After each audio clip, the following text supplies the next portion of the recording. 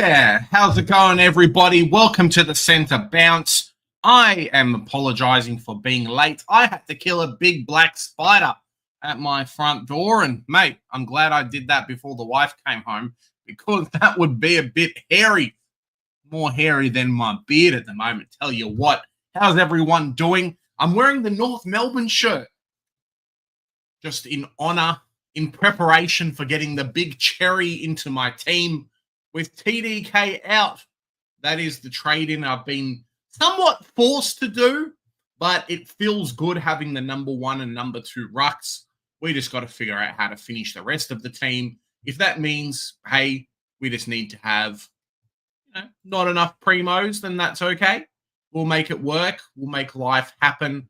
We do have an okay amount of trades left. We just can't waste any more. G'day, Velo. How's it going? And Joe is on his way. I think he got stuck in traffic. TDK confirmed out. What does that mean trade-wise? Look, for myself, I think it's really hard to hold TDK. I think TDK, as Harry says here, as a few other people are saying here as well, it's really hard to hold TDK if you're missing out on Gorn or Cherry anyway. I think Gorn's a little bit harder to get in from Cherry. TDK plus 120k, I think it equals Cherry's scoring anyway. But it's really tough. If you hold him, potentially he comes back next week and then he's got a week off. So are you going to hold a player that you have the potential to trade out if, you've got, 2 out of 3 weeks, you're not going to have him over the next 3 weeks? It's a really hard kind of hold. And he's number 1 ruck and whatever at Carlton. But, yeah, if Joe was here, I'd be able to have a look at his run after the bye post as well. If you've got a Gorn, Cherry, and then TDK at flex, look, I understand. Potentially you can go and do some funky stuff there. If you had someone like an Archer Reed and, at R3, or I know Swizz, I think, may still have Flynn at R3. You can do some funky stuff and still get 23 on field. But yeah, for myself, I think it's a trade. I think it's a forced one, but that's okay. Bello, that was meant to say trade. There you go. Maltesing. Been a while. So busy with work. Can't get on time on Tuesday. Nice to have you on, Maltesing. Hope you're doing well. Michael, good evening, you couple of legends. Hope you're having a great week. Yeah. Work-wise, things have been okay. I think Supercoach-wise, coming to a few realizations. Hopefully you guys have seen my team review from this morning. Apologies for it coming out so late. Just been a bit of a bummer week in terms of Supercoach land. So hopefully a bit of a bounce back. Nice to have the best North Melbourne player playing. A bit sad that I haven't owned him before now and I have to pay up for him, but that's okay. Evening legends, how you doing, Harry? Start of the year, Cherry and Gorn owners are laughing. Mate, there's a few people who had Cherry, Gorn, and TDK. And, Cherry's run hasn't been that smooth sailing. I mean, Max Gorn had a couple of bad weeks. Cherry obviously had a few bad weeks too. There were people that traded him out earlier on in the season. Let me just quickly check out his scoring. There was 3 weeks there, 89, 94, 83. Got himself down to 557k. Mate, people had him traded out. And then now he's just going to go big, big, big, big, big, big. Cherry could be 700 plus K. So even myself getting him at, 680 could end up making a bit of money. But we'll see what happens there. Good evening, lads. How you doing, Captain Flash? Hope you're doing well. Marshall to TDK and Martin for Saligo. Not what had worked out for me again. Never will I pick him ever. There you go. Hardly has any ground time. My season is stuffed. But yeah, well, that's the same thing for myself too. There's a few dodgy trades. Probably never again. If we think of never again list, Tom Stewart has to be on there just to start with. Jordan Dawson's probably on the never again list as well. Had a few good games, but his bad games are just nothing to write home about. Matt Flynn, I mean, why did we even bother? It's been 3 weeks of no real cash gen. And then a couple of others as well. One takeaway I'll have for next year as well is just try and pick who you're going to pick and then hold as much as you can. I mean, I look at Rosie, turned into a premium that you must have. Callahan's doing really well. Roberts is doing really well as well, and a few others. So makes things quite hard having to try and bring these guys back in. Yes, I did do a few trades and got in Whitfield and a few others too, but just a bit rough. That's all. G Bags, how you doing, G Bags? Thoughts on the following trade options: Holmes, Sicily, Sinclair, or Jordan Clark? Now, I probably wouldn't pick Jordan Clark. He would be my. If I had to rank these, I would go Sinclair first, probably Holmes second, depending on if Geelong is versing a tagging team, because he does really well when they don't. He's their main guy out of the back alongside Bailey Smith, who does a lot of stuff on the wing and through the middle. Sicily, Mr. is probably number 4 in that list, and then third on the list is Jordan Clark. Now, he does have the best buy round alongside Sinclair. Doesn't have DPP, which is something that Sinclair does have. So maybe that comes into your calculations there. I kind of like all of them, to be honest. But yeah, if I had to pick one, hand on my heart, it would probably be Sinclair. He's one of those players that it just sucks. Like, I just can't watch St Kilda games if I do not have him in my team. And currently, I don't have him in my team. Heck, I have no St Kilda players. Oh, so apart from Harry Boyd, but he's not really playing anymore. I don't have any because I just can't afford it, and it just sucks. And I look at them on field and it makes me sad. So yeah, he's one that I think can punish you quite hard as it comes into the second half of the season, and I think a few more of their players come back. His role becomes a bit more defined as well, which means obviously better scoring for him. Trading him out, Velo, one less round 12 buy player. There you go. Well, depends who you trade. Depends who you trade to, I suppose. I'm going to Cherry. So I think looking at my team at the moment, if I go, optimize. Optimize. So sad.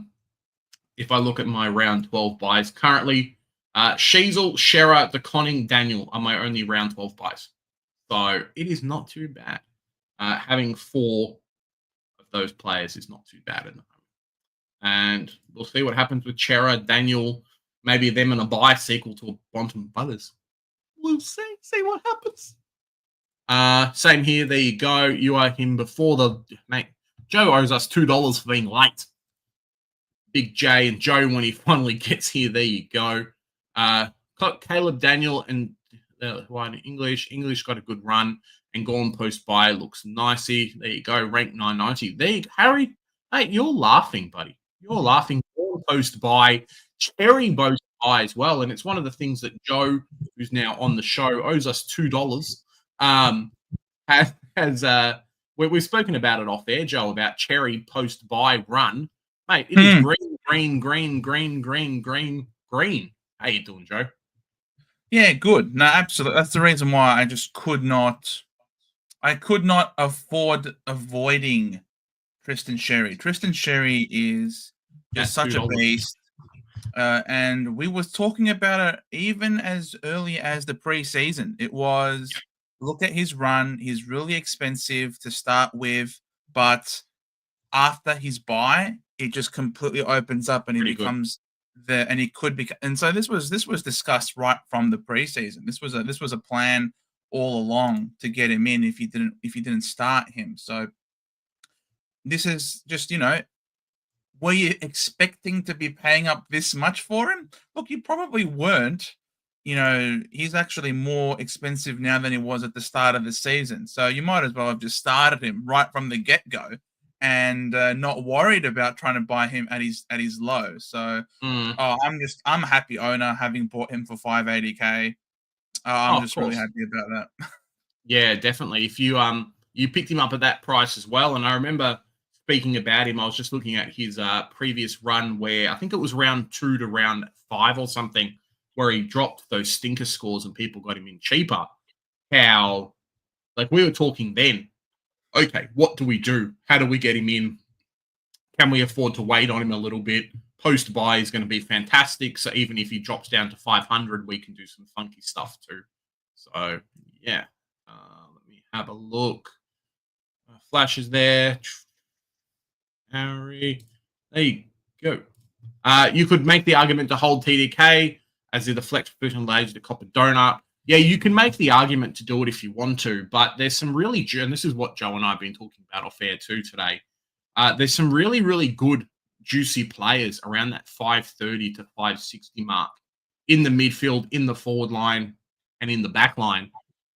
TDK gives you Josh Dunkley this week. TDK gives you a few other players. TDK gives you quite a lot. So yeah, it can be a big hold.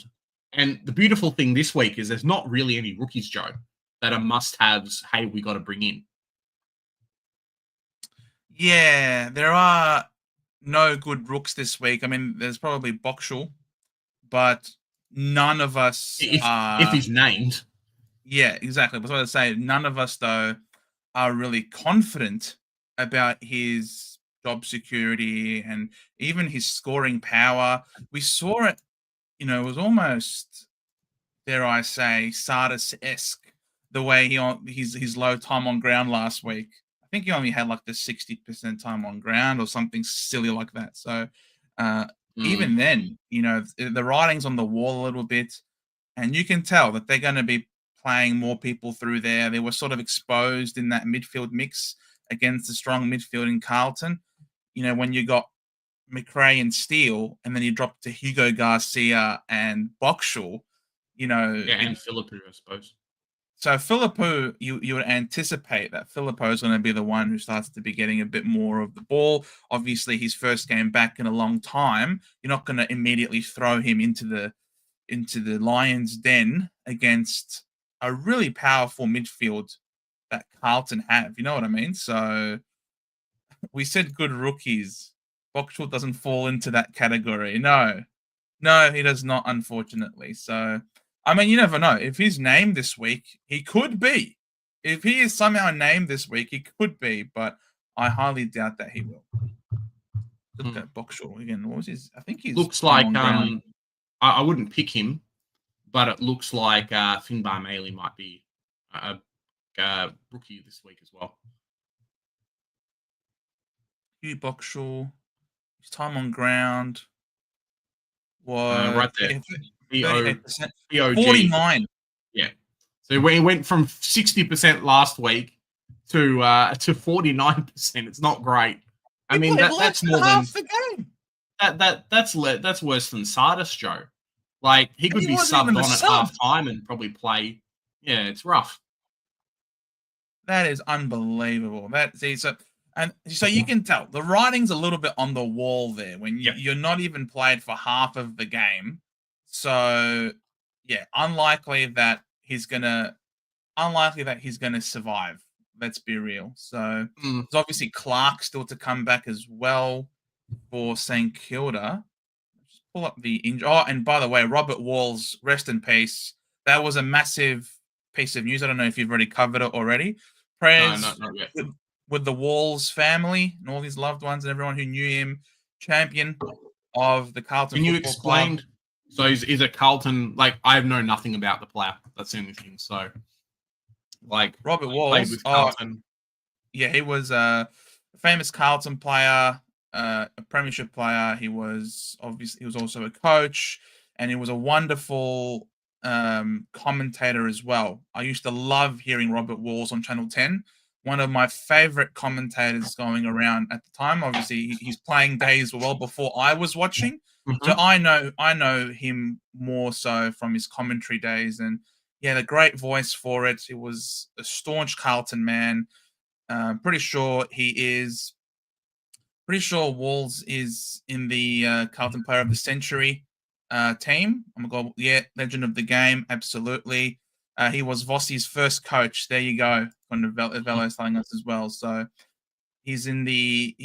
I'm pretty sure he's in the AFL Hall of Fame. He's a Hall of Famer as well. So Robert Walls, one of the most esteemed names in football, and it is a sad day that he's gone. Unfortunately, just didn't, according to the reports, did not want to go through a second fight with cancer. So it's a tough.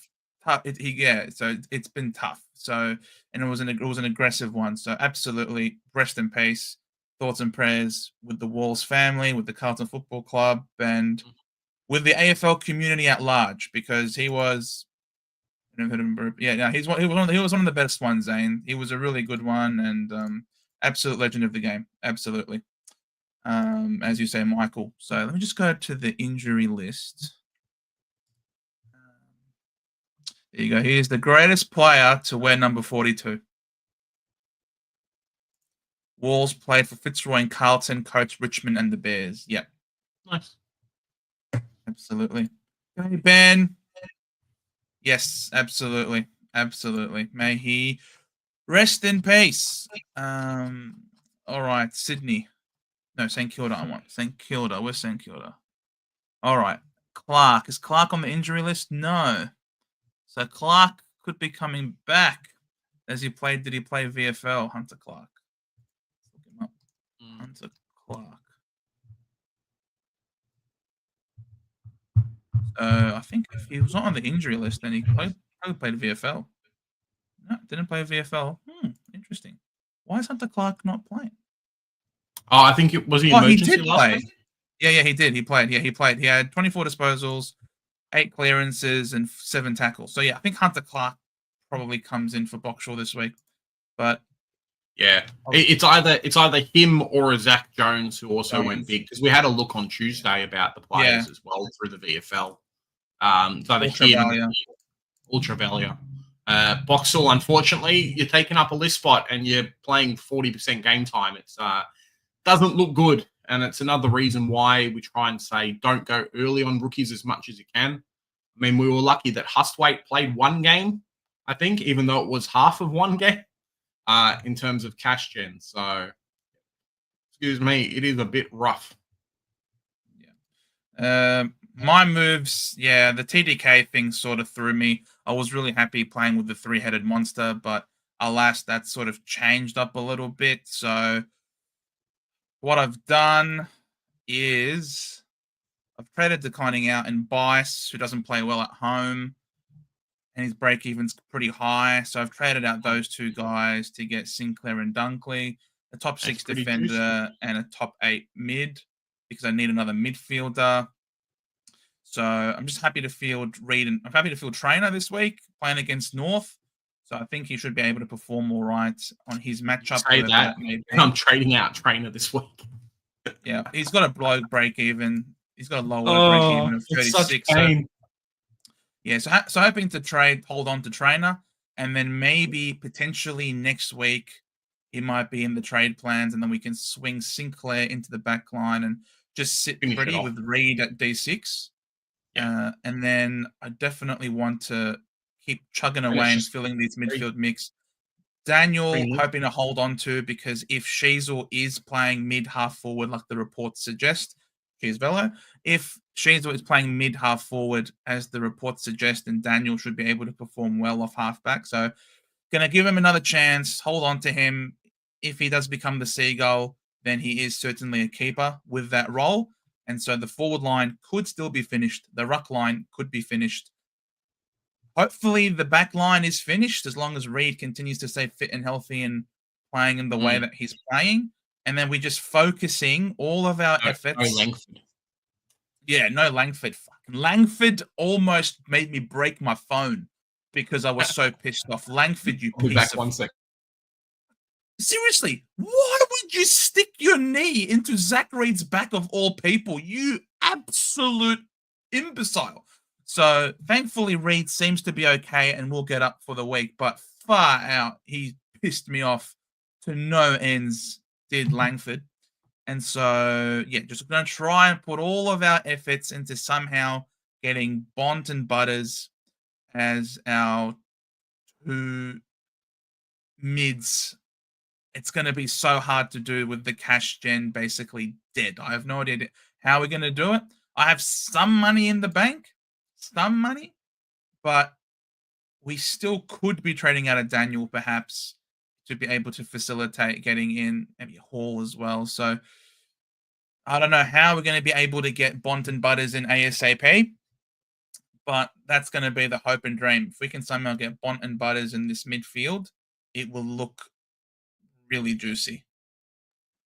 But yeah, that's what I'm doing. But for all the people in the community, in our community team, we do have to talk about the community team, because we even have the VC on TDK and we have to fix that up, guys.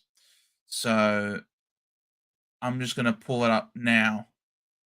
Now, let me just scroll back. I'm not sure how far back I have to go. Did you read this one about Jake Kelly, Jez?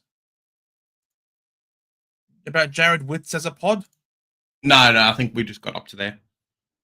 Oh, okay. Yeah, no, I wouldn't go with Jared Witz, personally. Yeah, well, I mean, Ned Moyle's in this week, so I'd be very wary that a Ned Moyle not kicks him out of a spot, but could end up being not great for him. Lockie Neal is 100% on the never again list due to his age and the fact that he won't take a step back. Yeah, agreed. I'm very upset that I traded Lockie Neal in, but honestly, it was sucked in by the North matchup, and then he decided to he slapped me across the face and called me an idiot. So that's unfortunate. Widescreen TV, Zorko, Sinclair, or Nas. If you had to pick one, Sinclair. I really like Zorko. I think Zorko is one of those players, even with Kadeen Coleman back potentially. I don't think it affects him as much as what people are thinking, and I think he's just a fantastic player. So I almost going to go legacy and say, cool, Sinclair and Naz are fantastic. They're probably great. They're going to do really well. But a cheeky Zorko, I mean, we saw it against North Melbourne. Some of the boys went massive, and Zorko's always the one that does. Even if he plays a bit forward, he usually is good for a goal or some cheeky possessions in the last quarter. So, yeah, it's not too bad. Yeah, fair enough. But I just think he's too old, and I wouldn't trade in the old injury-prone man. I'd probably go for the guy in his prime. Hippo! Yeah. What's up, Hippo? TDK and Bice to Green and Sinclair. Let's go. I like it. There you go. I'm not a big Green fan. I'm not happy with him, but you put him in your team, no dramas. All right. So before we continue reading the messages, guys, we're going to have to change it up because we did Kako and Bice to Maric and Saad. Yeah. But we've kept TDK in the flex. Do we want to keep TDK or do we want to trade TDK instead? But you got to trade him. And Hope Boyd not named. We could. You got to trade him. But yeah, Bot and Butters around 13 and 14. Hopefully we can get them in back to back. Agreed. But yeah, guys, I think we trade out TDK. I think rather than trading out Kako and Bice, we've got to maybe trade out TDK and Bice, and then maybe improve this midfield somehow. We've got 3 rookies still. Zane, I'm holding TDK, but I assume most will vote trade. Yeah, it's just too much. There's it's too much money to hold, to be honest, and the fact that he's going to be out 3 times in 2 weeks isn't great. I'm not sure, Joe, as well, if people have noticed, but just announced that Ed Richards has signed a 5-year deal. So he's at the Doggies for a long time. Good on him. Congrats to Ed Richards till 2030. So I don't know. Hopefully we can see some more members in the chat to talk about what we do. Thankfully, no one that we're trading in this week. I mean, thankfully, nothing is affecting us tonight. How much cash is left? Or not much? Well, if we undo the changes, I think we have to undo them. I think TDK is the way to go. Have to undo them, and then we'll figure it out. We just have to make sure that Hustway is not on the field. Yeah, sure. And let's put Hall on the field, so at least we've got a playing group, and then we can figure out the rest from there. Yeah, agreed, Cheese. Yes, he definitely deserves it. He's a gun. He's a ledge. Doing very well. Trade TDK. Need another mid for sure. TDK to Dante, Vicentini, and a keeper mid. Whoa. I think that's a bit cheeky, boy. Dante, Vicentini. Yeah, I think that's a bit cheeky. How much cash post trade do we have? Oh, about 100, like 40K. I think we had. We had 56,000 pre-trades. Is Zach Reid still alive? He is, Josh. He is. And if he isn't, every Essendon supporter is picking up a pitchfork and torches, and we're going to freaking Langford's house, honestly, because this is ridiculous. Yeah. How much cash? You got 56,000. I like the TDK and Bice out and for marriage, And potentially. then someone else. Who can we afford? So if TDK comes out, We might even be able to get like a Sinclair. so if TDK comes out for like a marriage type, as suggested, and then Bice. And who can we afford? Would we even get a mid? Just press who players we can afford. Might not get a really defender. much. Oh, Max Holmes would be okay. You can get Bailey Dale. It would be okay as well. Get your typical Sicily. You want to do that as well. What happens if we send someone? Or maybe if a marriage goes there, let's see, and see someone in the flex. Who's the best player that we can afford anyone in the flex? Yeah, could get a much. Roma. Do we want Roma? No, it's a trap. Roma. Oh man, what's the ruck line? What's the rucks like for St Kilda? Let's have a look. Rucks. Average. St Kilda. Oh, it's freaking mid AF. Yeah. Nah, bro, I'm just kidding. I'm not going to freaking Romo piece of crap. Don't gonna lynch Langford if Reed got hurt. Absolutely. Yeah, need a DPP for sure. Need a DPP in the flex. Unfortunately, there's no one great that we can afford. You can search by DPP if you want. Yeah, but there's no one great that's actually performing well though. That's worth trading in.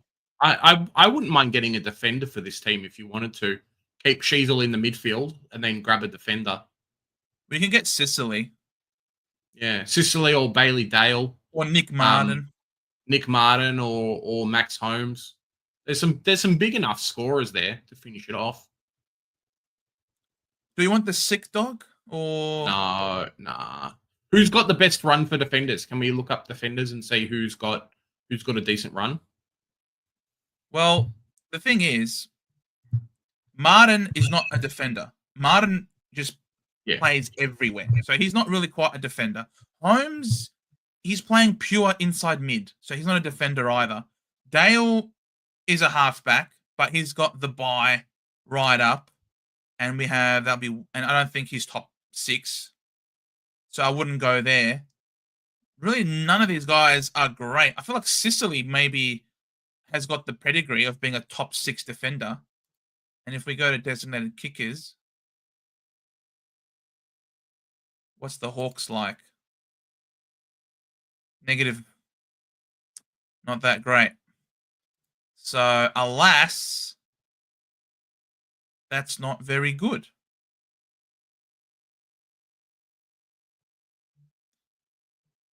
Would take Martin or Holmes. Dale or Holmes, not sick, and Nick Martin, far too inconsistent. Not Sicily, can't trust his role. It's true, but they have brought back a forward this week. So they are going to be playing Kal Shadir. And then obviously next week after Gunston has his week off, then they'll have 2 forwards there, which probably means less likely for Sicily to play as a forward. Yeah, but I just think Sicily's a bit inconsistent anyway. But I would pick someone who's Mr. Consistent. What's Holmes' run like as an inside mid? Because he plays inside mid, Holmes. Holmes, average, Geelong. It's a lot of greens. There are a few greens. So what do we think about this? How does it affect the bye rounds too much? That might be a consideration too. Like, I don't see many round 13 players. Sorry, round 12 players. You got Sheasel, round 12, and Chera, and like Cherry. Is that it? And Sherry. Is that Daniel? And Daniel. So if you went like a Bailey Dale, we could do quite a lot. Does the team need more players for the round 14 bye? Well, let's check. Just plug this in, and then we'll see. what it says. What about the Chad? He's an option. Round What does buys look 14. like? Round 12? So no, the question was about round 14. So round 12, Yeah. we're only missing 1, 2, 3, 4. So we're missing 4 Yeah. in round 12. Round 13, we're missing these 2 and McRae. Yep. So that's pretty good. Round 14, Roberts, Dacos. Is that it? That's it. That's pretty good. Round 15. Round 15. Is Gorn and Rankin and Marriage. Yep. So 3. Yep.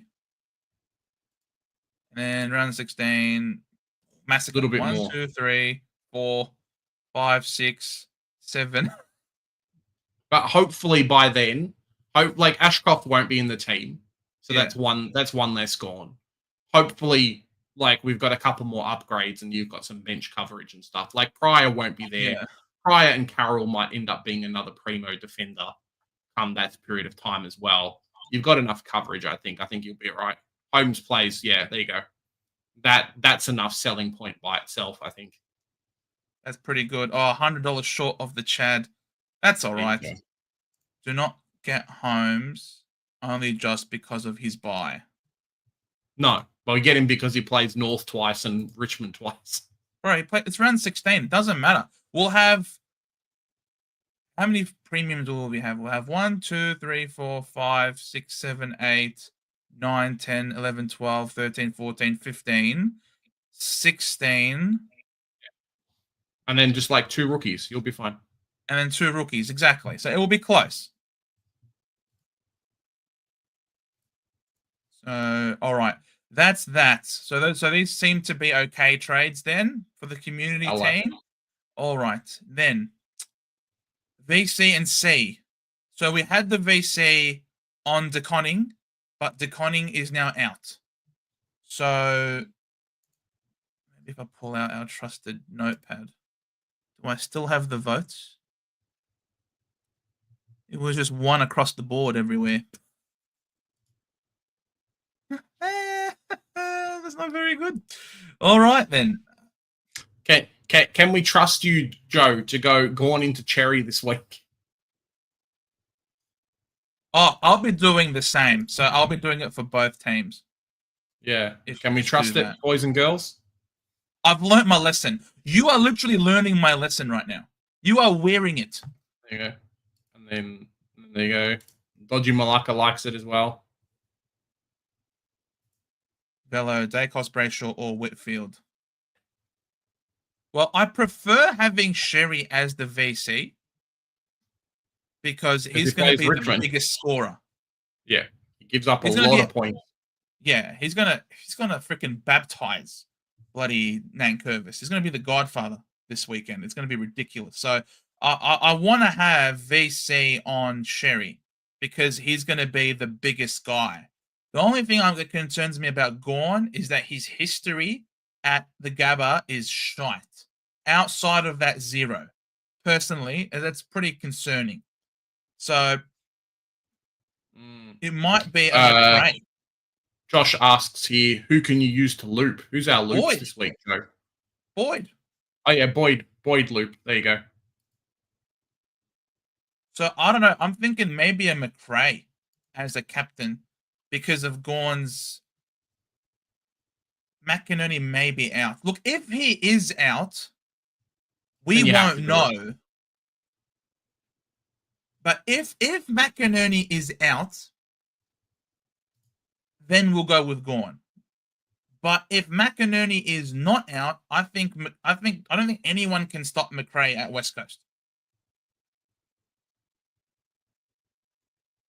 Sherry to do a hammy. Don't say that, Michael.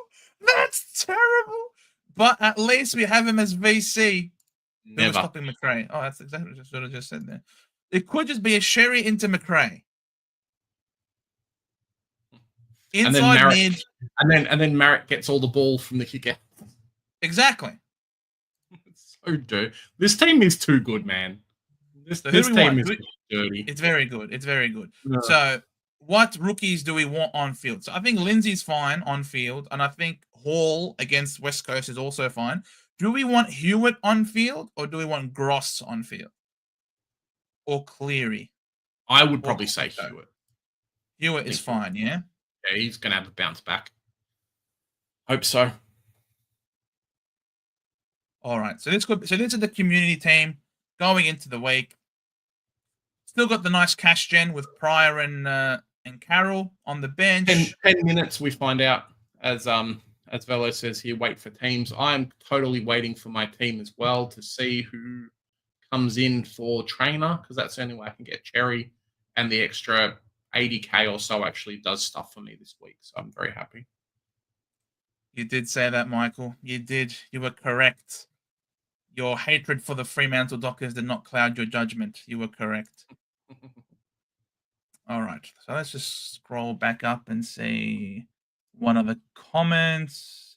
Is Sard worth getting if it allows you to get Sherry? Yes. I reckon he's probably the best. There may be one or two like rookies that we've overlooked a little bit. Potentially someone like a Bailey McDonald, but I don't even know where he plays in the Hawthorn team. I think outside of potentially Sandy Brock, but the job security is just non-existent. Liam O'Connell, potentially Sard is the best one and should make a bunch of money. And come his buy round, if he scores a 65 from here out, if he scores a 65 from here out, he will be almost 300K. So we'll see what happens. But yeah, he's very good. The DPP is nice too. And Sherry's going to be the number one scoring player from here on out. Like, you just got to get him. If you don't get Cherry, if you decide that 680K is too much, then I think don't have an aneurysm because that's really sad. But I think I good think advice. Good advice, Big J. Guys, don't have an aneurysm, okay? Just don't do it. It's not good. It's not good. Free advice. I think it's real struggle town, and it's one of the reasons why, even with TDK still around, I was considering doing it. It's just really tough. It is really tough to watch someone go massive, and legitimately, he could be 650K in a few weeks purely for the fact that he's averaging 130. But that's about it. It will be a tough watch. North's midfield's getting better. George Wardlaw in the team starts to look really good too, and he's just going to get more and more hit outs to advantage. So, yeah, it's North's midfield is probably the best part of the team at the moment. Yeah, and that's because Jerry's in there. Jonas, good to see you, Jonas. It's been a while, man. Tipping the Kangas and think they should thrash the Tiger Cones. Well, Joe, do you want to pull up your tips? Because I already did mine this week. So me and Chloe from work did our tips. She's the person who's if you guys saw Chloe, Big J, saw the thumbnail. Oh, she just works for me in the office. You naughty boy. Who is Chloe, Big J? You got more tips than me. You know how many tips I got this week, Joe? I got 3. And one of them was the draw. Yeah, same. Oh no, I got 5. You suck at tipping, bro. I know, it's terrible. Yeah, Gorn and X could both get to 750. There you go. There you go. I was gonna say, Velo. I changed the thumbnail. She's a Hawks player, so now the hitchhiker is now in Hawks clothes. That's why she got left behind because no one likes them. I actually tipped Hawks. Wait, you put Chloe in the thumbnail? Yeah, she's like the hitchhiker. Bro, you are really close to this Chloe person. Who is she? You gotta tell me. Who is this Chloe person? I have to know. Nobody. Does she have a sister? Does she have a sister who's looking for a mister? All right. So I've tipped the Suns at Darwin. I tipped Hawthorn. Oh, really? We'll see. Maybe the Suns at home. Maybe I'll change the tips, but it's hard to go past Hawthorn. They basically won every game of the year. I suppose the Suns have done quite well as well, but yeah, I don't know. We'll see. My tips have not been very good at the moment. I was about to say, I can see why your tips aren't great this year. All right. I've tipped the Swannies to beat the Blues at home without TDK in particular. Me too. Yeah. I've tipped the Pies at home in what will be a ripping... This might be game of the round, to be honest. Oh, I don't know. North versus Richmond, Joe. Could could be the banger. 17th versus 16th on the ladder. I've gone with the Cats. They hardly ever lose 2 in a row, these bastards. They're just they're too good. So I can see him going over to Yartapulti and pulling them apart. All right, I'm going to change my tip today. Actually, no. Nah, stuff it. I'm not going to change my tip. I've done my tips. Barring a huge injury, we'll see what happens, but I'm not going to change the tips. Exactly, Hippo. Big J. More like naughty. No. Oh, that's pretty good. No. What was I going to say? I saw something here. So we can trade Chloe into our team and have her as VC. Why not? Chloe is fine. The wizard will zap her home. I love it. Suns don't lose in Darwin. Yeah, I learned the hard way. I tipped the dogs last week, thinking that they could do it, but all right, I'm going to change the tips then. Nah, keep your tip. Keep your tip. All right, I'll keep my tip. It's kept. Big J using that ranking to swindle the ladies. It's not true. Leave some for the rest of us, Big J. It's not fair. Josh, Prom winning against the Pies. Ooh, yeah, it could happen. See. It could. It could. The big thing is Jordan Dawson needs to lift. Voted, I think it was 5th worst kick by Champion Data this week. So he's got to really lift to be able to for them to win. It's a big ask for him. We'll see what happens. Bit of a barometer, and I think versus worse teams, he does quite well, but against good teams, he really struggles. He gets made gets turned into, hey, I've got to go do crazy stuff. So yeah. I've got more tips than you, Joe, and I didn't even tip. Well, that doesn't count then, does it? Come on, Captain Flash. That's not even fair. Hey, you got more tips than me, and I did tip. So Sydney or Blues? Asked Henry V. Oh, I don't know. I just think I feel like the Swans at home. Swans at home, I think, are going to be okay. Carlton, no TDK. We don't know what happens with them. I wonder if we see a bit of a booster from a Cherijo. Always feels like when Pitnet plays, Chera goes a little bit higher in terms of scoring. Maybe he doesn't like Hewitt. Like, I don't know, but we'll see. You say so? 3 minutes and then I've tipped the Gewis. I've tipped the Giants at home to beat the Dockers. After what Freo did last week, I'm like, no more Freo tips for a while. Oh, no way. I'm disgusted by Fremantle. They're probably my biggest disappointment this year, I think, for me personally. But I just wanted to, where is it?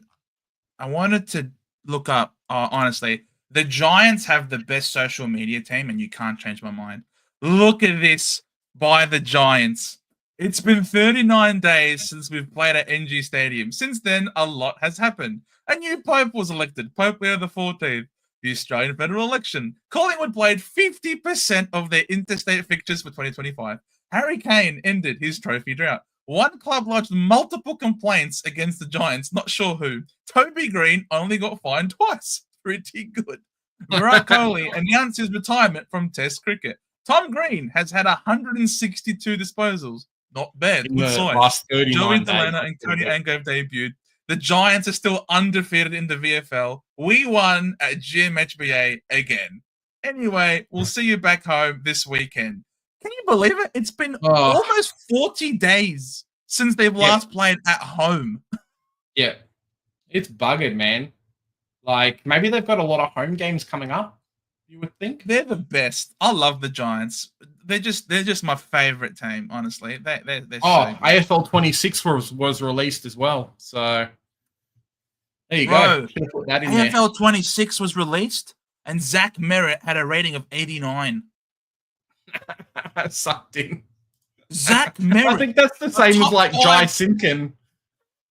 A top 5 player in the league. AFL 26 ratings. It's just disgusting. Where would I even see this? AFL 26. Where are they? So number 1 was Cripps. Mr. Brownlow, 3 votes I himself. don't know how. How does Cripps? Nah. I reckon they've done that just to sell it to Carlton fans. To be honest, like Cripps, nah. He has a 94. He's the highest rated player, 94. Dacos, 93. And they've got Marcus mother flipping Bontempelli at 92, the same as Tom Green and Caleb Sarong. What is this disrespect for Marcus Bontempelli? There you go. Bro, how the hell is Tom Green ahead of Butters? Houston, 91? Really? Max Holmes this year. His season was decent last year. So. Bro. And meanwhile, Zach Merritt, 89. 89. Are you kidding me? We got some teams. Freaking bullshit. Whoever made that bloody stupid game. Disgusting. Come on, Joe. Guys, short guys like Zachy Ferret can't be rated too high. Ah, Jonas.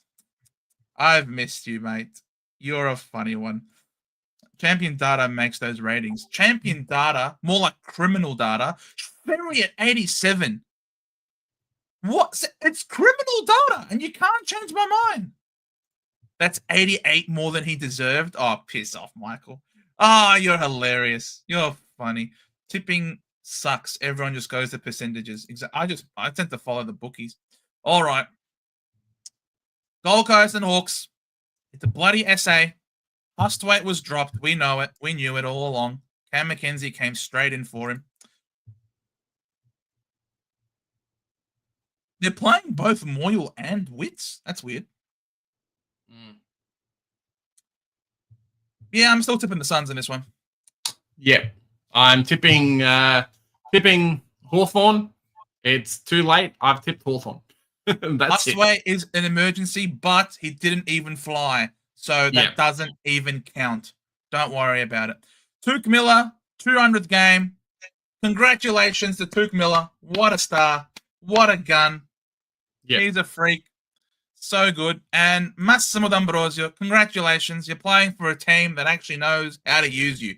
Well done. Congratulations. There you go. All right. Swans and Blues. Your boy is in. Your boy Ben Patton is not in. I'm so sad after his 5 last week. He's been dropped. Oh my gosh. What are we doing with our lives, Joe? Ravi Bias, the last one on the bench. I don't think. Oh, mate, if he's out, that would mess if around. If he's a sub. People. Oops. Pitane is in, ladies and gentlemen. Boyd. I wish it was the other Boyd. Where's the other Boyd? I want Harry Boyd, not Jordan Boyd. But whatever. Carroll comes in for all of you wonderful owners who have Carroll. Your cash gen has reignited. Jesse Motlop, 50 games. Congratulations, Motflop. I'm still tipping the Swans. With the Amari party. There's going to be a party with Amari. Lucas is still the emergency. Disgusting. What happened to Adelaide? I think that I tried to figure it out. I think that means unchanged. The fish. Let me just refresh that. Maybe the website is. What the hell? This is the AFL. This is crazy. Yeah, I think that means unchanged, Joe. Like there's no changes from last game. It can still look nicer than that, though. Oh, you know. Big chance for Florent being the sub. Oh, okay. All right. On you, Kai. Thank you, Kai. Criminal Data rates Nick Dacos as the 10th worst kick. Nothing more to say about these ratings. Fair enough. All right. Then, Evans and Motlop still named. What a joke. There you go. Nice to see Maynard, Myercheck, and Pendles back. Moore, Schultz, and Oleg out. I see Moore. He's not injured, though. He played last week, right? So, yeah, he played last week. What happened to him? Maybe they're just resting some of these players. we'll see what happens for those that have Dacos in their team. That might be good for them with a few of these players out. Oh, for sure. Nice to see the likes of Dan Curtin and a few others still playing as well. So picked Collingwood for the win. Velo says Moore is injured. There you go. Yeah. Good one. I love it, Joshua. Very nice. I'd be scared of Big Fog too. Actually, not Phil Thorpe, bro. He is filthy. We don't talk about Phil Thorpe, Joe. I don't talk about the fraud Phil Thorpe. I don't talk about it. I don't talk about it. Teams page glitching because it doesn't recognize these team names. Oh, because they're going in with the indigenous names. Is there no way that can't be it? Really? That's racism. So Adelaide, no good. Dodgy AFL. Yartapulti. I know now that Port Adelaide is Yartapulti. So they're scuffed. Rio is scuffed. Hey, you're skipping ahead. Go back. No, Nam. No, I'm just looking to see. No Nam neither. And bro, both of them. All the indigenous teams are scuffed. The AFL is racist. AFL is racist. Oh my god. Is there anything else the AFL wants to stuff up? Anything else? Is there anything else the AFL just when you thought the AFL have hit rock bottom, they just go into overdrive. Holy crap. Crapola. The AFL is scuffed. All right. Yeah, I love this. This is unbelievable. All right. Josh, you're great. So, Yartapulti versus Geelong. Farrell out as reported during the week. Yep. I don't think it affects too much, but Connor Rosie is going to have some nice scoring. You guys have Connor Rosie in your teams. Big Day does not. Hopefully, I can get him round 13. He'll be one of the ones I'm looking to trade back into my side. Hopefully, not too expensive. I can't come it down, Michael. I can't come it down. What a way to start. Exactly. What a way. We whitewash all of the names. They're literally all white now. They're literally whitewashed. Literally. Holy shawarma. This is unbelievable. All right. So, Willie Rioli comes back from his week off after literally threatening the life of a fellow human being and not being really punished for it. Only gets a week off. It's not great. Oh, wow. Must be nice. Must teaching the young generation how to do what they've got to do. It's like, nah, sorry, mate. See you later. Isn't it? Oh, no. Initiator. A miracle cure. Exactly. You can't cure dickhead, unfortunately. So, yeah, Willie Roll is in. Logan Evans is in. Henry is in. And Juan Friends. Yeah, I'm back in the Cats here. I'm back in the Cats. And yes, Buse is still named. He is a bubble boy next week if he is named again. But I'm still tipping the Cats. Yeah. Yeah, I tipped the Cats too. I didn't realize Port was so low on the ladder, to be honest. Yeah. Dante is also going to be on the bubble next week. He's going to suck. So I remember when Jordan Sweet was on the bubble a couple of years ago, and maybe it was last year, Joe. We all got Jordan Sweet at 150K.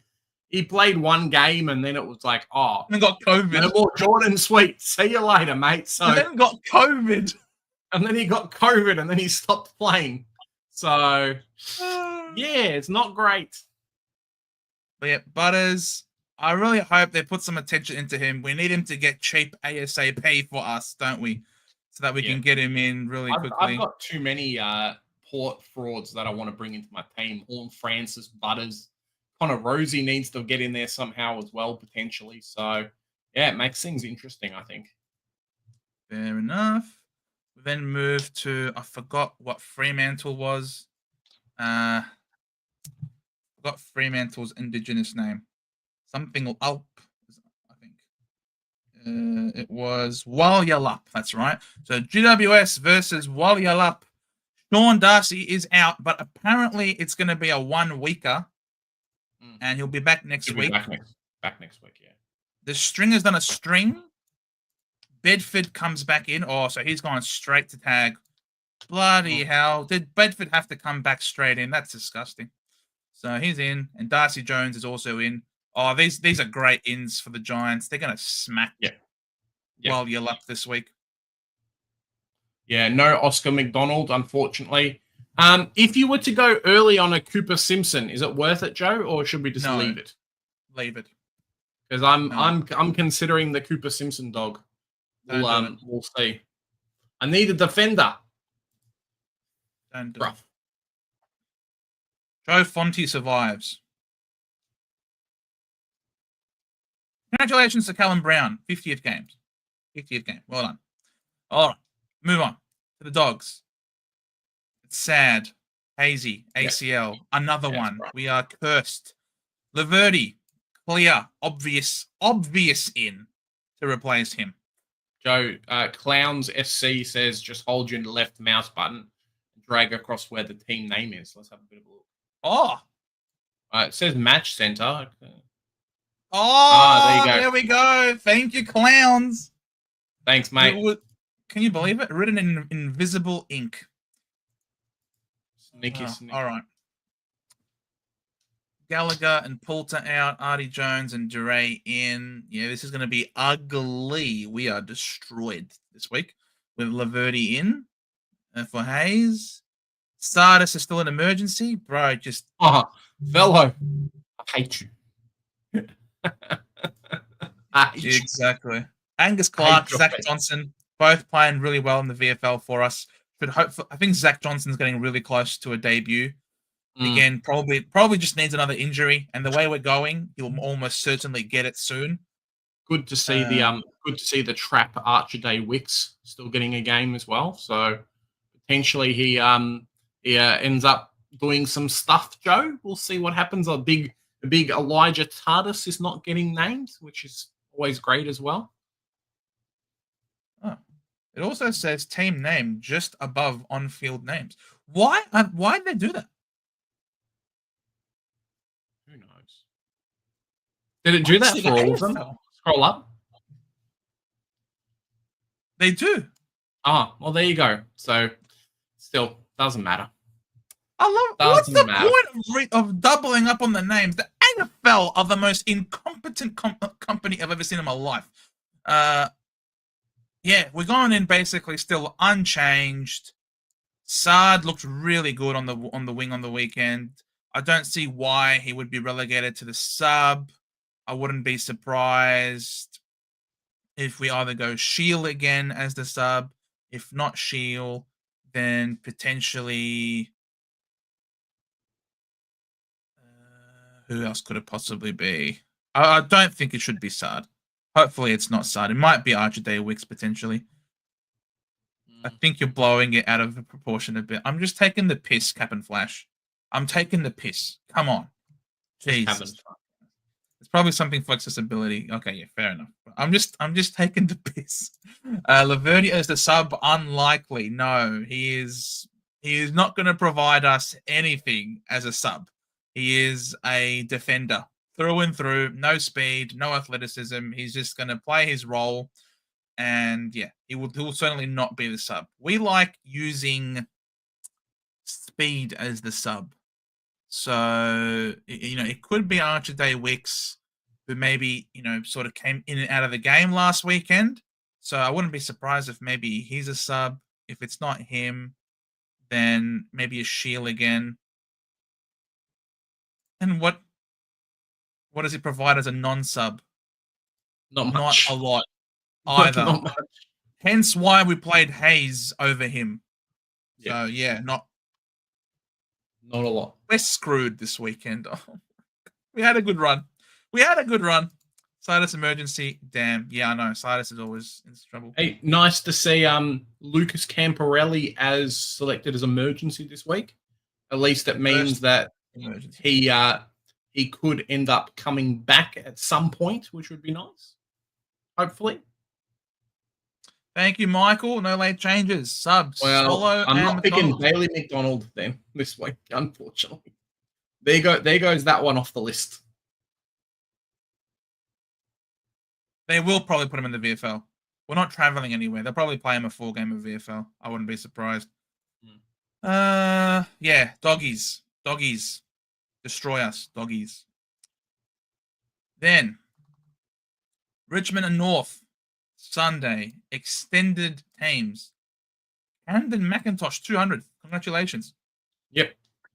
Pretty crazy. It's not a lot. I don't expect any of the ins to actually play. Potentially a Will Phillips. Will Dawson has been looking good in the forward line, but I think it's just similar to last week. We may go unchanged, and then just those guys coming in when they come in.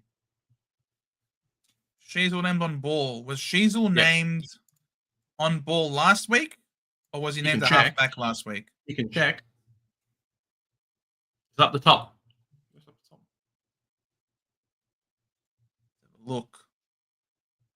And then there was an article by North Melbourne like yesterday that said, "Hey, we like the team," and Sheasel was he named on the bench? He was named the half forward last week. Yeah. So there was an article that came out this week from North Melbourne that said, "Hey, it might just be identical teams," and that looks like potentially that could be. Quickly checking DFS 1 second. Actually, let's just go VFL. VFL competition. 1 sec. We can have a look at the games from last week. Matches fixture last week. Fisher to play and kill Daniel even more. Oh, that's not correct. Don't say that. Nah, he'll be fine. Fish in, She's out. Fish is the better forward. Fish is better at nothing, unfortunately. Fish sucks. He is a fraud. Look, he's okay. Break glass, you've got a player that you need to do. Like, you need to actually bring in okay. But otherwise, it's a no thanks from me. Zach Fisher, 26 touches on the weekend. 22 kicks, Joe. 4 handballs for Zach Fisher. So, yeah. Maybe he was taking the kick out, so I'm not sure. But this is a game where Darcy Tucker got 21-14 and then didn't really do much either. So I wouldn't take too much into it. I think he'll be okay, but not much. Unbelievable. Zach Fisher, what a joke. Brock might be out. Yeah, he's named. If we scroll down to the next one. We'll see. Who did we tip, Suns or Hawks? We tipped Suns. No, I didn't know. We Suns. Sorry, we went 1-1. We went 1-1. You tipped the Hawks. I tipped the Suns. I know. We'll see. We'll see. These two clowns are the biggest frauds. On your Nifty. Good to see you wasting your time, mate. Hey. All right. Brisbane versus Nam. Love it. Dev, Thanks, Rob, mate. Kitty Coleman, Ty Gallup, and Connor McKenna. So, like, one of them has to come in. Potentially Coleman. I don't think the other ones will, but maybe Dev, Rob. Just looking at how they went last week, at least in the VFL. Dev, Rob, 20 touches, 6 marks, 4 tackles. He may be the one that comes in. I don't think there's pressure to play Kadeen Coleman. Maybe he gets another game in the VFL. We'll see. He is named in the first group, though, of their team. I don't think it will be Ty Gallup, but it could be Ty Gallup as well, like a running player. If Ty Gallup, I think, may be named if Oscars are laid out. They'll have Darcy Fort playing, and then Ty Gallup comes in for the team. So could do some funky stuff. It is interesting. Meanwhile, for Nam. So Van Rooyen out, Tholstrup out, Jefferson out. So they basically need a whole new forward line. So Melksham, you'd think Melksham comes in for sure. Maybe Aiden Johnson helps pinch hit in the run. How did he do in the VFL last week? 1 second. Petty, you'd think maybe gets a gig. They like Petty. Where's Legend when we need him? He loves his Harrison Petty. Always looking to dish him off to us every chance he gets. Gallup is the sub, would say, initiator. I think so. But he's a tall forward, apparently, so that's been an interesting Gallup took hit outs in the VFL, so maybe he's playing forward sub. Sam Mitchell. You can say that again. I hate him. Who's Aiden Oliver Johnson. tagging this week? Oh, no. He's going to tag one of my boys. Actually, this is the community team. He's going to tag Neil because Neil is owned by both of our teams. He's going to tag Neil of that. Probably. Almost. Look, he would be the one that I would do a run with. If I was versing Brisbane, you don't tag Josh Dunkley. Like it's just irrelevant. You go after someone like a Lockie Neal.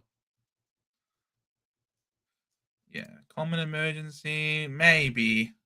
Maybe. I don't think there's any reason for them to rush him back in with his long-term injury like that. It's a bit early for Maley, but he does look. Yeah, he looks like he can mark, but then when it comes to the kicking part, hey, he went 1 for 1 for 1, 1 in, 1 behind, and then 1 miss. There you go. What a legend. Making my team right now. Should I trade out Bice? Look, he's not great at home. Yeah. And he's up against a restrictive matchup. So I think you probably can trade out Bice and not feel bad about it. Allen plays forward for Reed. This is the West Coast game, you would imagine. Oscar Allen for Reed, yeah. So Archer Reed is out. That's unfortunate. Ruben Jimby with his 50th game. Liam Stocker, Dougal Howard. Oh, we're not going to know about these guys until tomorrow. Who comes out? Like Pollard was the sub. Does he stay? Harry Boyd is not playing. Of that, I'm almost certain. This is just disrespectful at this point by roster boss. He's now roster toss. Stop naming him as an in on Sunday. We know he's not playing, you liar. Stop giving us false hope. Bice is going 90 plus this week to say screw you all you super. Mate, I hope so. I need someone to like push up North Melbourne. I mean, not North Melbourne. I need someone to shush up my team. I keep trading out all these players that go big, so if I've got them, I'm happy. Petty should play. You'd think so. Cameron's asking Bison, Cleary to Sinclair, and then Holder. Yeah, that works. Look, I think that's fine. I think it's okay. Both you're trading in 2 players that will play. You're getting out of 2 guys that are probably around their money. Yeah, I don't mind it. These bench will be Petty, Turner, Lindsay, and Chandler. Yeah, Chandler's looking really good. I actually like Chandler as a player. He's looking great. Please don't tag Neil. If he does, Neil will run all over him. I agree. Since Maley has played, you've almost had 2 wins. So he's an almost winner. Yep. Dead end it's looked better. It's looked better. Yes. Sard worth the downgrade at an elevated price, or is he a sub candidate again? Look, he'll always be a potential sub candidate, but based on the way we played last week and how electric we looked in the first half with him as starting the game, you'd hope that we continue with that sort of structure. Because we haven't changed it up at all. Yeah, it looked really good. And we haven't changed any structure. We haven't done anything differently other than just a key defender out for a key defender in. So that's one of the things with Essendon that I saw from actually watching the game, because I brought him in, is the fact that like you guys really, really loved his run, and he had some clean kicks too. Like there's a reason why he was on like 70 points heading into the third quarter. I mean, heading into the fourth quarter, he taped off quite a bit at the end, but he would have been all right. Yeah. Well, the whole team taped it off at the end. Yeah. Yeah, definitely. If you had to bring in one rookie this week, who would you get? Well, have Sard? That's the question. That's the question that I'm currently contemplating with my team, trying to figure out who can I get in and who can I play. There's not a huge amount. Could go Carroll. Yeah, that's true. Yeah. Even guys like Liam O'Connell aren't named. Joe Fonte's named, but he's an elevated price. Yeah. Kind of waiting, I guess, myself for a few to see that's what's kind of happened with some players and whatnot. Personally, I want someone cheap. I need cheap. in my team. I want to be able to have 80k left in the bank instead of not 80k left in the bank. So that's where it kind of hamstrings me a little bit. Could get a Harry Sharp just for some fun. Joe Fonte looks good as well, but he's a bit expensive. Even like a Neil Erasmus jumped up in price too. So yeah, it's a bit of a rough one. Thomas Sims potentially is the one, but I'm really wary of going early on rookies, which is my only problem, fellow. But Thomas Sims in, and then potentially a Connor Stone out for Archer Day Wicks next week, and we'll see what happens. So yeah, it's interesting. It's interesting. There's not Problem many. is, we got downgrades, but they all died. Yes, and I'm very wary of doing that again.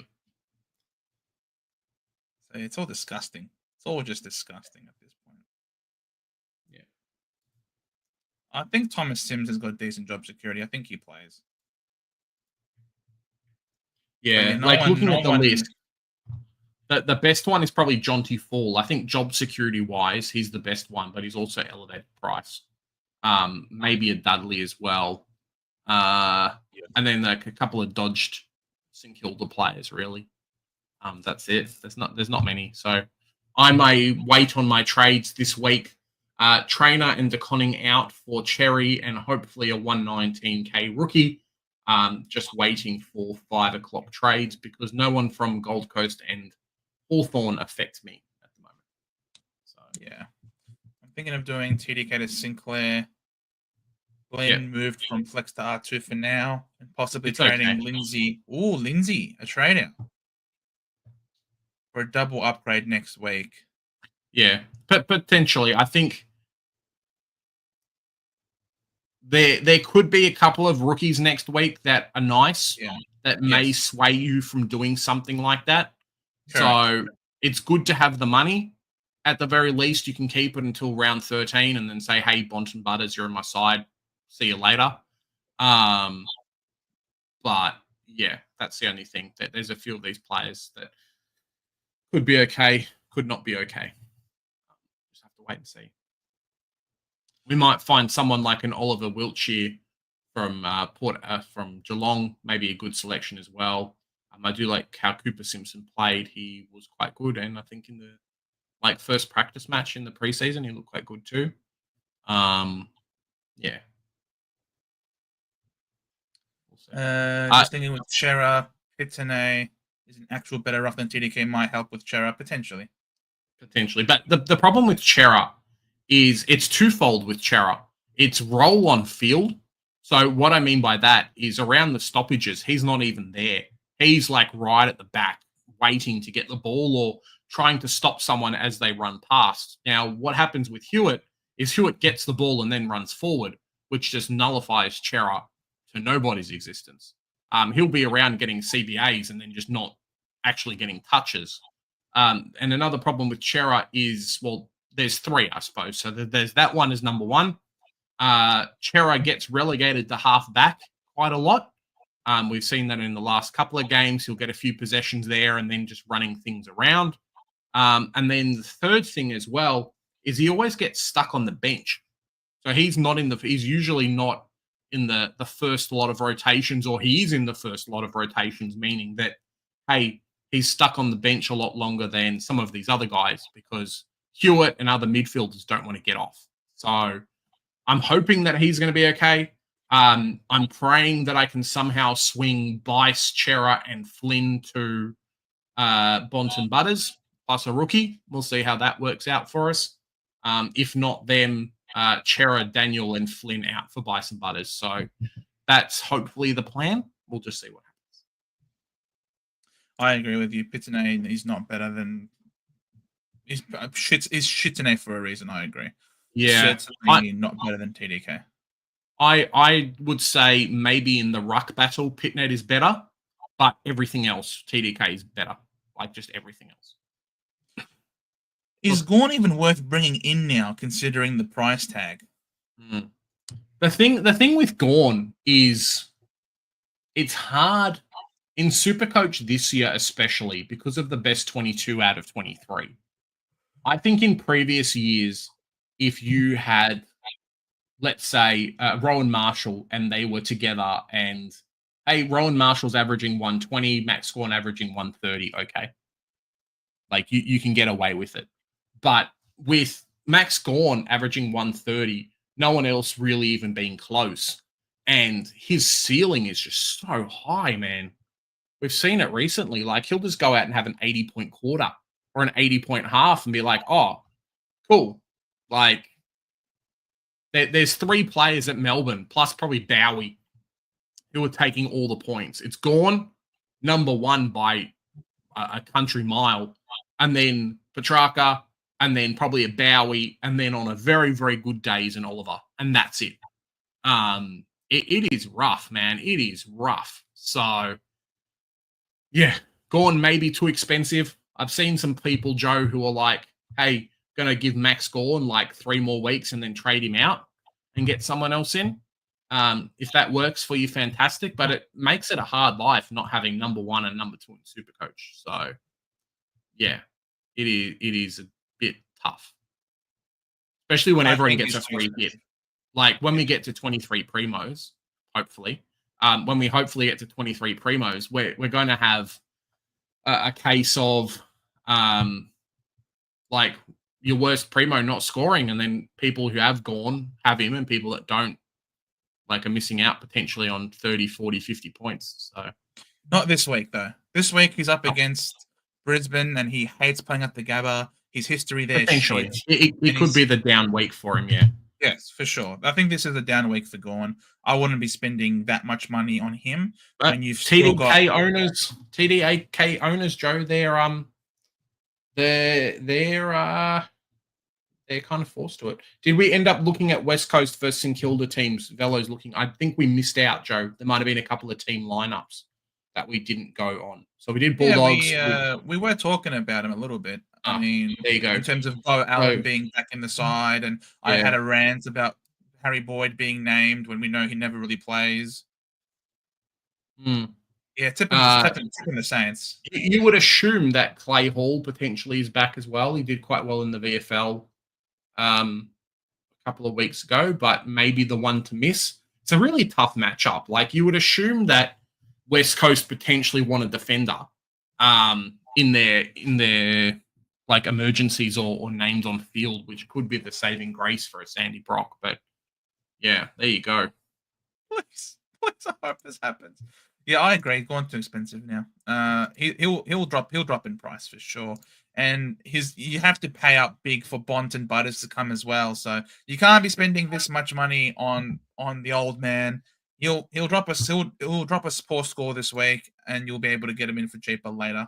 That's my opinion on the matter. Who to pick and rank between Green, Dunks, Richards? I'll probably go Dunkley number one. Dunkley, Yeah, you have to pick him. Green number 2, and Richards number 3 for me. Yeah, I'm not a big fan of Green. Like he's done quite well, but I think it feels like recently, over the last couple of years, I've been burnt by him quite a lot. Got him in, got him out, got him in, shake it all about, do the hokey pokey. It's he tapers off really hard. Like he has a good stretch of games and then just falls off. GWS does have a good matchups for mids, but yeah, I'm not certain on it, Joe. He'll have a good I couple of am. weeks and then it will just hurt. So every year it happens. Every year. There's a reason why he always starts the season at around 550k and finishes the season around 550k. Yeah, it's a bit rough. He's getting better. He's raising his floor. He hasn't had a shit one just yet, and he's a contested ball. He's the prime number 1 CBA guy. They got the best run. He has a good buy. He's not expensive. He's 544. So, and he's got a history of going, 110 2 years ago. So I don't mind it personally. I don't mind TG.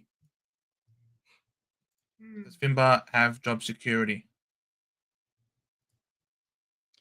Look, my only biggest problem with Finbar is you can get him in this week if you really want to. The DPP is nice. I think he'll drop in a bit of cash, though, because last week wasn't a great week for him. The Essendon game was obviously better.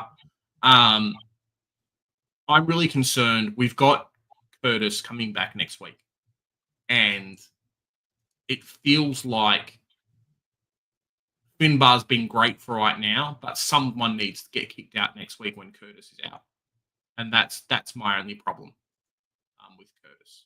So with Finbar, I think someone like a Sims may be better.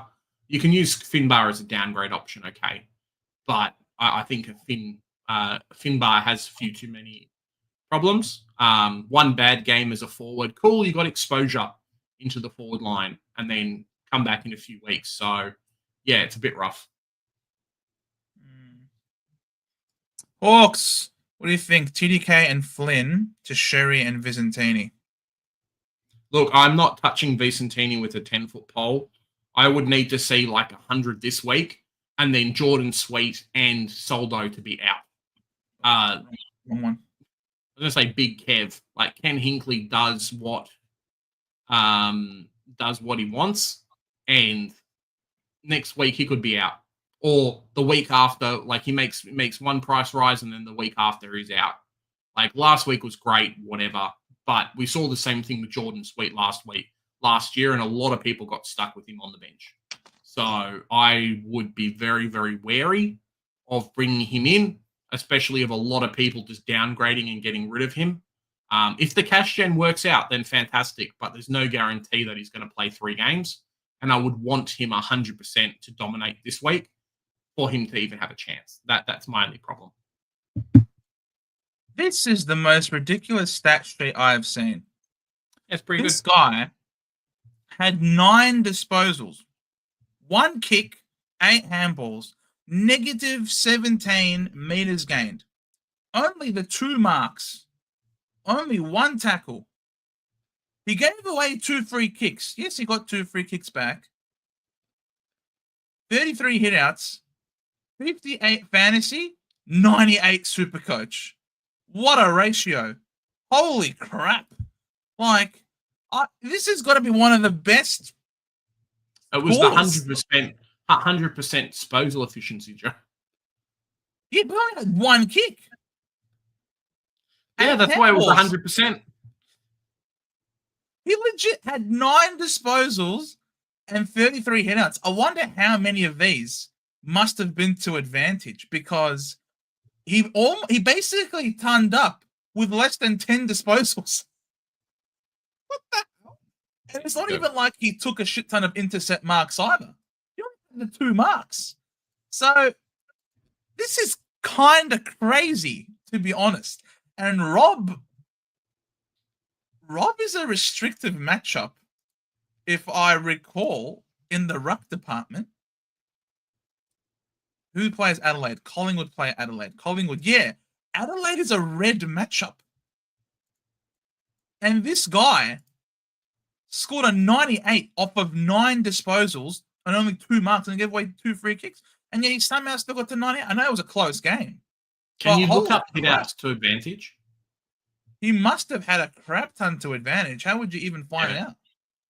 I don't know if that's the stat. Like if there's a way to figure out the stats.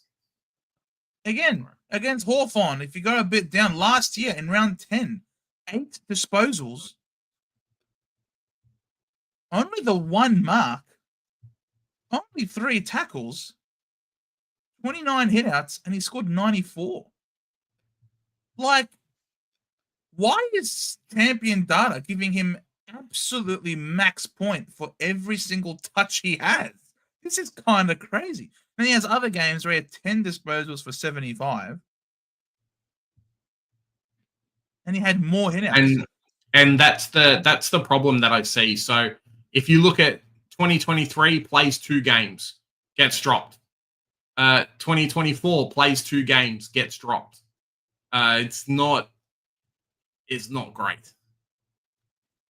It's not great. I was going to say this. More disposals equals less points. For this ruckman, apparently. He had 13 hitouts to advantage. Maybe they ended up being like score assist hitouts or something. They always get a little bit of extra points for ones that end up being effective, that kind of thing. And he's up against. So this was against a restrictive matchup. This week, he's up against Geelong, who are crap against rucks. If it works, it works. Yeah, that's all I'm going to say. And then he's got 3-0. It's a no from me, but if it works for you, it works for you. Yeah, look, for me, if I can have some assurity that Ken Hinkley won't stuff him around and that Ken Hinkley is going to give him a genuine crack at it, I'm willing to forgive the earlier games, him not performing well, because he's a young lad. It takes a while for the body to develop. He's 22 years old. It takes time to fill out. So I'm not bad. I'm not against him being poor before. The only question is, will Hinkley give him a fair crack at it now that he's had a few years to develop in the system? Because if he gets a real run at it, he might score 100 plus this week. And if he does, his break even will be very low. So, yeah, one to consider. But Goldie is the right ruck, as you say, Velo. Goldie is the man. The man, the myth, the legend. Come on now. Don't pick Goldstein. We don't want Boyd in as he is our loop. True. No, I'd do it. Yeah, that's the issue. Might do a TDK trade out through flexing as Sinclair and look at Gorn in the future. Yeah, in the future. Yeah. Correct. Yeah. Thinking of downgrading Gorn next week to Aroma Tomato. Oh my God, don't do that. Please don't do that, Initiator. Not to Aroma Tomato, of all people. Going TDK Patton to Sinclair and Sard and pocketing 218K in the Butters Brayshaw Fund. Nice. I like it. Getting rid of one player. Patton may be the one that goes for myself to facilitate an upgrade. If I can get someone like an Archday Wicks or someone else, if not Connor Stone, will be that type of player. So yeah, I don't mind at all. Getting rid of dead rookies is always good in my eyes. Yes, agreed. Who are you tipping? Yeah, I've tipped the Suns by. I had them by a lower margin. I got them by 15. You mean a higher margin? Yeah, I mean, like, it's not a big mark. I'm not tipping them to win by a big. I'm tipping them by a lower amount. I'm tipping them by 15. I blew it out a little bit because of no Meek. So I'm thinking it's just Ned Reeves is like 230 centimeters, right? So yeah, but his name is Ned Reeves. If you blot out the sun, the opposition can't get hit out. Trade Gorn at your own risk. Hey, I did not trade Gorn out last week. I didn't start him, all right? And it sucked. Closey out. TDK, Hewitt, and Bice in Marshall, Sard, and Zorko, the Magnificent. I don't mind it. It feels a little bit premature on Hewitt. If you've got someone else, okay. I think Hewitt still has a fairly okay break even. 1 second. Okay. Hewitt has a break even of 46. Yeah, so I think he's still got a fairly okay break even. That was literally his worst game ever, probably barring him getting subbed. So, yeah, I don't think it's too bad. People still dumping Daniel this week. I wouldn't with the news of Sheasel playing more forward this week. Could be just what the doctor ordered for Daniel.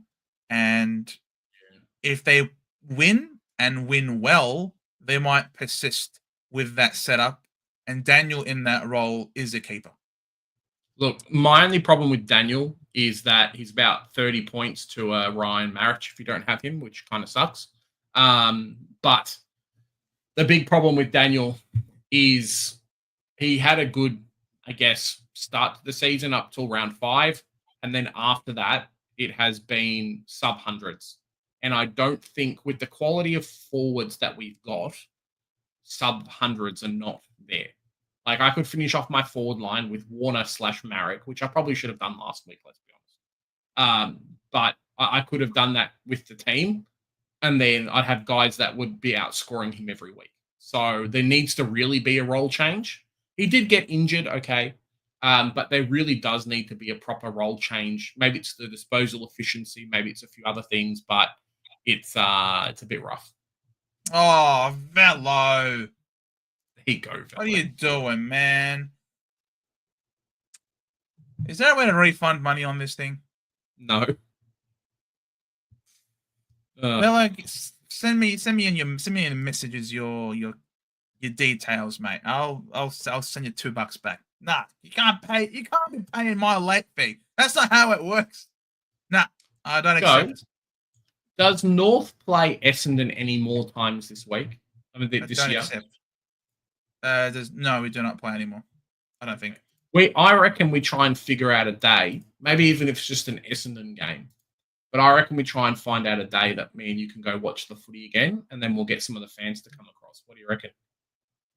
I mean, I'm down for it. Maybe a game at Marvel or something. We'll figure it out.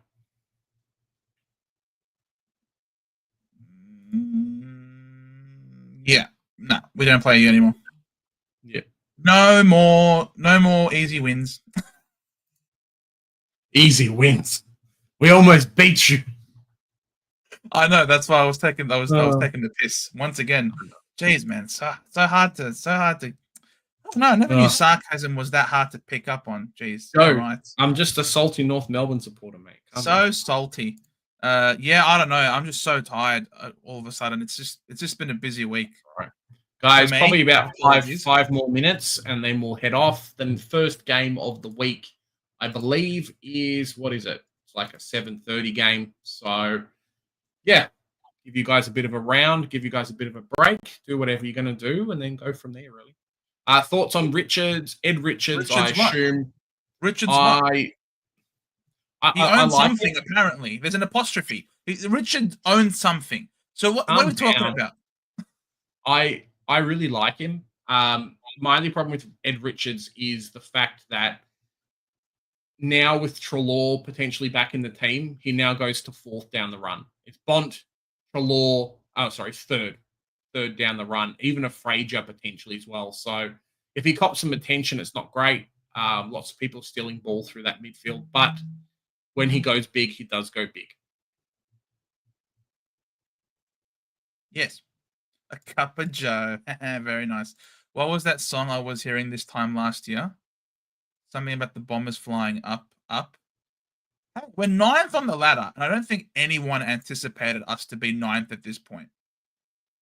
Especially after getting demolished by Adelaide they scored 160 points on us. So, look, we're probably going to finish, start of the year, I tipped us to finish 14th. And that's probably where we're going to end up, between 12th and 14th. So, you can say whatever you want. Well, I'm not getting angry this year. Look down at that. Yeah, I saw that. That's crazy. Ruck scores are BS compared to every other position. Agreed. Yeah, they just make it up as they go. It's good. I love it. Lads, are we trading out TDK? Yes. Yeah, I think so. If you can hold him, you can hold him. But I think it's a good trade out. It's the same system that ranks Merritt and 89. Agreed. It's so stupid. So stupid. Would you VC Noah Anderson if you had him? You can.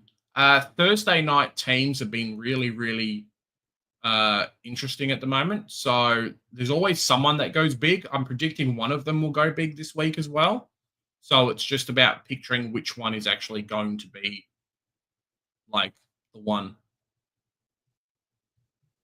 Yeah, fair enough. I don't mind him because as long as he's going to have the captaincy on Sherry and laugh anyway. I'm looking to trade TDK out. I have Sherry, who should look at getting in. Is he in your ruck line? Or is he in your flex? Look, I would get Gorn. I think it's nice to have number 1 and 2. I understand that a lot are very expensive. So number 3, Ruckman, potentially is English. Joe, do you want to pull up the rucks while we're here? DFS. Players, yeah? Sorry, no, DFS rucks. DFS, and we'll see kind of who the one is. So obviously North, I think English potentially is going to be the one afterwards. If you don't have enough money for a Gorn, Tim English at 1 sec. Let's quickly check how much. Tim English at 557 could be an amazing steal, and you would bank $900. So if you gave me $900, I would be happy. So you can spend one trade and go Dom DeConning to English and get $900. There you go. Done. See Kitty comment name for the Lions who's going to go for him. Oh yeah, no, waiting for sure. Not a guy. I'm not rushing in a guy who's made a paper mache. Not rushing that in. Smash like. Oh, cheers, Michael. Initiator. Sometimes you trade in a Ferrari for a nice Porsche. Just coming down. Rowan Marshall is not a nice Porsche in any stretch of the imagination, Initiator. Marshall and Porsche do not go to the same Toyota Corolla. Bro, he is a freaking Daihatsu, whatever it's called. Velo. I'm going SPP and TDK to homes and marriage and banking 171k for next week. Beautiful. Also, George VC into Sherry C. George Hewitt. Very nice. Sherry C. Very good. C. Abs the Legend has gone with Goldie. Oh, really? He has? Oh, that would be cool. Wow. Yeah, I think this guy's going to run out of trades. So we'll see what happens. Yeah. He could. Don't you dare, mate. You're not supposed to pay my late fee. It's mine to pay, Velo. But thank you very much. Round 17, Collingwood versus Carlton on a Friday night. Can you do it, Joe? It's a very good call. Round 17. Yeah, we can do that. It will be a massive crowd. What date is round 17? Let's have a bit of a squeaky. To be honest, I do not go to enough MCG games. So that could work out quite well for us. Get a few fans down, have a bit of fun, and not have the pressure of having to go home super early. July 4th. July 4th. Yeah, we could do it. Sounds good. All right, let's pencil that in. A team where none of us are playing. There you go. We could cheer. It's good. We just cheer for our super coach players. And you know what we have to do, Joe? If you want to be really cheeky, we show up in our North and Essendon gear and be like the two people just sitting at the wrong game. That'd be pretty funny. But Velo, we need you to come up for this. Wish I could go. Piss off. No, Velo, you're picking a game that you're coming to. You got to come to a game. He just throws out a suggestion and then doesn't even come. That's how it works, man. That's how Velo operates. He's just a behind-the-scenes operator. Velo's that guy that tells everyone to get like Connor Nash in their teams and it's like, ha ha ha, sucked into all you players. Get the dead players in. I can't pay $563,000 for a guy who's a one concussion away from retirement. I'm sorry. Oh yeah, and I'll enjoy watching him. Lib is the one that pushes Richards down the track too. Thoughts on Bice and DeConning to Boxall and Gorn? I'm really wary of Boxall. I'm really super weary of Boxall. I think he may be dropped this week, considering how poorly he played last week and the amount of time he actually had on field was not great. So it is one to watch on him. Yeah, it's really tough. Yep. Wait Michael. Tomorrow. Yep. Have a good one. Enjoy your round.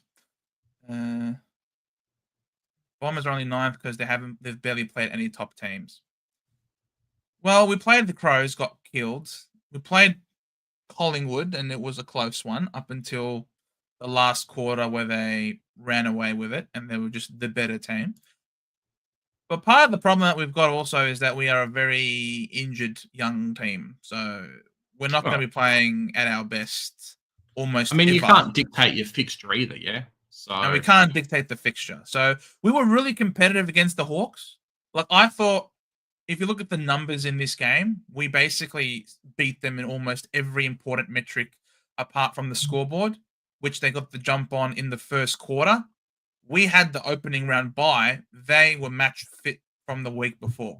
And that was a big advantage in that game. They hit the ground running and we adjusted and they just kept us at arm's bay the whole time. So this one was not a disappointing result. This was a great result. This one also was a good result. You know, this one was a heart in mouth game. This one was a good game, and then in the last quarter they just killed us. This was heart in mouth, and this is heart in mouth. Essendon doesn't beat up on anyone. We don't have the mental fortitude to keep the foot down and keep going. We just don't do that. So the Swans were in a grand final last year. Like they're the runners up. So that's still a pretty decent effort. A flag fancy and another flag fancy and another flag fancy. So it's not really like it's been doom and gloom, super easy. It's had a mixed bag. Now we're going to be really tested, I guess, against the Dogs.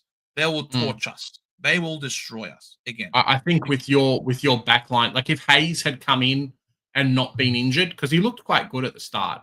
If he had come in and not been injured, I think you would have been okay.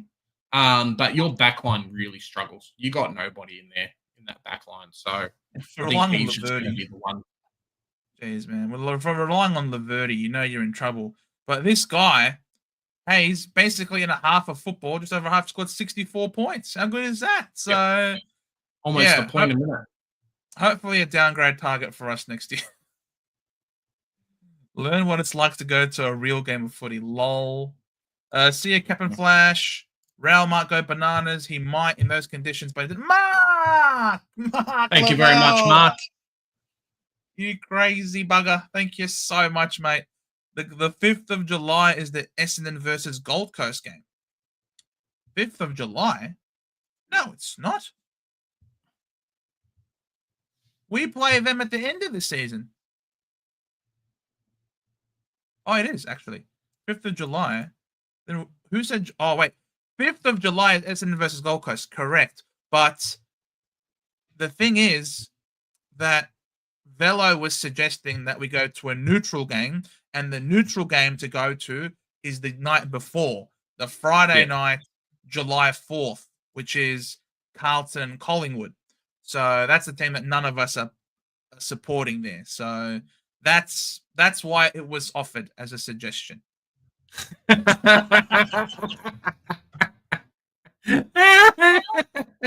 All right, guess I can be late for the next 5 weeks. Locked in. All right, guys, I'm being late 5 weeks in a row. Thank you very much, Mark. I love you to bits. I think that may be the last comment of the night, guys. That's a good one to finish it off. That's a very, very good one. Well, thank you guys so much for watching and being with us here today, as usual. Once again, the Thursday night is the OG Supercoach team sheets, and the numbers are always crazy. We love the numbers on the Thursday and all the people commenting, getting around 160, 170 odd people, which is awesome. And we love the banter. We love the comments. Love going backwards and forwards with you guys. And oh my God, Charles, he's alive in Sri Lanka. Hey, Charles. He doesn't have much time. What to do with TDK? I just brought in Sherry. That's fine. That's good. That's what you should do. Do that. No worries. Well done, Charles. So, yeah, thanks, guys, so much for watching. If you haven't already, like the stream, subscribe if you're new. We didn't even talk about captains this week. The captains are clear as day. Everyone's going to have Tristan Sherry surely now at this point. So he's just locked in as either a vice captain or a captain this week. I think you can probably go, if you want to be cheeky, you could go a Bont if you've got Bont versus Essendon. There's not a whole amount of captaincy scores really evident this week is probably the right words. There's really not like a guaranteed, hey, so-and-so is going to go massive. Just one to kind of watch out for and take a punt. Say, hey, Cherry versus Richmond's going to go big. Potentially a Max Gawn versus Brisbane going to go big, or even a McRae versus West Coast could go big. So take a punt on it. Make sure your captaincy loopholes are okay. But otherwise, I think yeah, might just be how it goes this week. You can trade him to any premium on any line that you really want. You could ideally the person that you trade him down to, if you want to trade him, could be to someone who's a bit cheaper to free up some cash. Or alternatively, you can hold onto him because you know he's not going to be losing any money this week. So that's not necessarily a big problem. But if you do want to trade him out because you feel like you have more than 5 players in round 12, that with the round 12 buy, you can trade him out and make your round 12 buy even better. Getting a premium, for example, on another line that you might have missed before they get expensive, for example. But I don't think there is a wrong answer, Charles, because he's not going to lose any money this week. That's the thing. So if you're gonna don't miss someone though that you really want in your team that has a lower break even, for example, then because you do want to have some money in the back pocket when you want to afford to get a Bont or a Butters because they are expensive.